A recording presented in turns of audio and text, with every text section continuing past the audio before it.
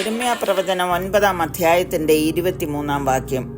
യഹോവ ഇപ്രകാരം അരുളിച്ചെയ്യുന്നു, ജ്ഞാനി തന്റെ ജ്ഞാനത്തിൽ പ്രശംസിക്കരുത്, ബലവാൻ തന്റെ ബലത്തിൽ പ്രശംസിക്കരുത്, ധനവാൻ തന്റെ ധനത്തിലും പ്രശംസിക്കരുത്. Thus says the Lord, let not the wise man glory in his wisdom, let not the mighty man glory in his might, nor let the rich man glory in his riches. സാധാരണയായി മനുഷ്യർ പ്രശംസിക്കുകയും അഭിമാനിക്കുകയും ചെയ്യുന്ന 3 കാര്യങ്ങളെക്കുറിച്ചാണ് ഇവിടെ നാം വായിച്ചത്. ഇത് യഹോവയുടെ അരുളപ്പാടാകയാൽ യിരെമ്യാവിന്റെ കാലത്തുള്ള യഹൂദ ജനങ്ങൾക്ക് മാത്രമല്ല, എന്നും ജീവിക്കുന്ന ജനങ്ങൾക്ക് ഇത് ബാധകമാകുന്നു. ദൈവം നേരിട്ട് അരുളി ചെയ്ത് ജ്ഞാനം കൊടുത്ത വ്യക്തിയാണ് ശലോമോൻ രാജാവ്. യഹോവ അരുളി ചെയ്തത്, ജ്ഞാനവും വിവേകവുമുള്ള ഒരു ഹൃദയം ഞാൻ നിനക്ക് തന്നിരിക്കുന്നു, നിനക്ക് സമനായവൻ നിനക്ക് മുമ്പുണ്ടായിട്ടില്ല, നിനക്ക് സമനായവൻ നിന്റെ ശേഷം ഉണ്ടാകുകയുമില്ല. ഇത്ര ജ്ഞാനിയായ ശലോമോൻ പറയുന്ന വാക്കുകൾ കേൾക്കണമോ? ജ്ഞാനം ഗ്രഹിപ്പാനും അറിവാനും ഞാൻ മനസ്സ് വെച്ചു, അത് വൃഥാ പ്രയത്നമെന്ന് കണ്ടു. എന്നെ പോലെ ജ്ഞാനവും വിവേകവുമുള്ള വേറെ മനുഷ്യരില്ല എന്ന് അഭിമാനിക്കുന്ന ചിലരുണ്ട്.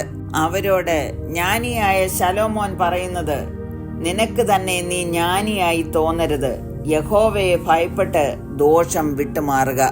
യഹോവ ഭക്തി തന്നെയാണ് ജ്ഞാനത്തിന്റെ ആരംഭം.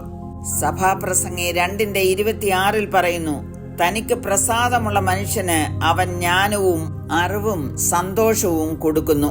താൻ ജ്ഞാനി എന്ന് തോന്നുന്നവന് പ്രശംസിക്കുവാൻ യാതൊന്നുമില്ല. 1 കൊരിന്ത്യർ 3:18-19 വാക്യങ്ങളിൽ പൗലോസ് പറയുന്നത്, ആരും തന്നെത്താൻ വഞ്ചിക്കരുത്. താൻ ഈ ലോകത്തിൽ ജ്ഞാനി എന്ന് നിങ്ങളിൽ ആർക്കെങ്കിലും തോന്നിയാൽ അവൻ ജ്ഞാനിയാകേണ്ടതിന് ഭോഷനായി തീരട്ടെ. ഈ ലോകത്തിന്റെ ജ്ഞാനം ദൈവസന്നിധിയിൽ ഭോഷത്വമത്രേ. ബലവാന് തന്റെ ബലത്തിൽ പ്രശംസിക്കാൻ കഴിയുമോ? ഫെലിസ്ത്യനായ ഗോലിയാത്ത് ബലവാനും ശക്തനുമായിരുന്നു. ഫെലിസ്ത്യൻ നോക്കി ദാവീദിനെ കണ്ടപ്പോൾ അവനെ നിന്ദിക്കുകയാണ് ചെയ്തത്. ദാവീദ് പറയുന്ന ഒരു വാചകമുണ്ട്, യഹോവ വാൾ കൊണ്ടും കുന്തം കൊണ്ടുമല്ല രക്ഷിക്കുന്നത് എന്ന് ഈ സംഘമെല്ലാം അറിവാൻ ഇടവരും. യുദ്ധം യഹോവയ്ക്കുള്ളത്, അവൻ നിങ്ങളെ ഞങ്ങളുടെ കയ്യിൽ ഏൽപ്പിച്ചു തരും. ബലവാനെന്ന് അഭിമാനിക്കുന്നവർ അടുത്ത നിമിഷം ബലഹീനരായി തീരുന്നു. ശക്തിയുണ്ടെന്ന് പറയുമ്പോൾ തന്നെ അശക്തരായി തീരുന്നു. ബലവാന് പ്രശംസിക്കുവാൻ എന്തുണ്ട്? ധനവാൻ തന്റെ ധനത്തിലും പ്രശംസിക്കരുത് എന്നാണ് നാം വായിച്ചത്. ഒരിക്കൽ നെബൂഖദ്നേസർ രാജാവ് ഇങ്ങനെ പറഞ്ഞു, ഇത് ഞാൻ എന്റെ ധനമഹാത്മ്യത്താൽ എന്റെ പ്രതാപ മഹത്വത്തിനായിട്ട് രാജധാനിയായി പണിത മഹദിയാം ബാബേൽ അല്ലയോ എന്ന്.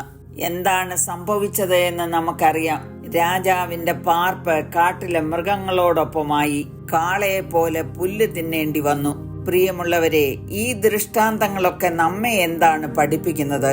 നമ്മുടെ ജ്ഞാനത്തിലോ ബലത്തിലോ ധനത്തിലോ നമുക്ക് പ്രശംസിക്കുവാൻ ഒന്നുമില്ല. പിന്നെ ഏതിൽ നമുക്ക് പ്രശംസിക്കാൻ കഴിയുമെന്ന് പൗലോസ് പറഞ്ഞു തന്നിട്ടുണ്ട്. ജ്ഞാനികളെ ലജ്ജിപ്പിപ്പാൻ ദൈവം ലോകത്തിൽ ഭോഷത്വമായത് തിരഞ്ഞെടുത്തു. ബലമുള്ളതിനെ ലജ്ജിപ്പിപ്പാൻ ദൈവം ലോകത്തിൽ ബലഹീനമായത് തിരഞ്ഞെടുത്തു.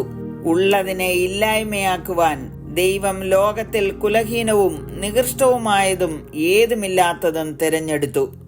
ദൈവസന്നിധിയിൽ ഒരു ജഡവും പ്രശംസിക്കാതിരിക്കേണ്ടതിന് തന്നെ. നിങ്ങളോ അവനാൽ ക്രിസ്തുയേശുവിൽ ഇരിക്കുന്നു. അവൻ നമുക്ക് ദൈവത്തിൽ നിന്ന് ജ്ഞാനവും നീതിയും ശുദ്ധീകരണവും വീണ്ടെടുപ്പുമായി തീർന്നു. അതുകൊണ്ട് പ്രശംസിക്കുന്നവൻ കർത്താവിൽ പ്രശംസിക്കട്ടെ. വീണ്ടും പൗലോസ് പറയുന്നത്, എനിക്കോ നമ്മുടെ കർത്താവായ യേശു ക്രിസ്തുവിന്റെ ക്രൂശിലല്ലാതെ പ്രശംസിപ്പാൻ ഇടവരരുത്. പ്രിയമുള്ളവരെ, നമ്മുടെ പ്രശംസ മുഴുവൻ കർത്താവിലായിരിക്കട്ടെ. മനുഷ്യന് പ്രശംസിപ്പാൻ ഒന്നുമില്ല. യഹോവയെങ്കിലെ സന്തോഷം നമ്മുടെ ബലമാകുന്നു. ഈ വചനങ്ങളാൽ ദൈവം എല്ലാവരെയും അനുഗ്രഹിക്കുമാറാകട്ടെ.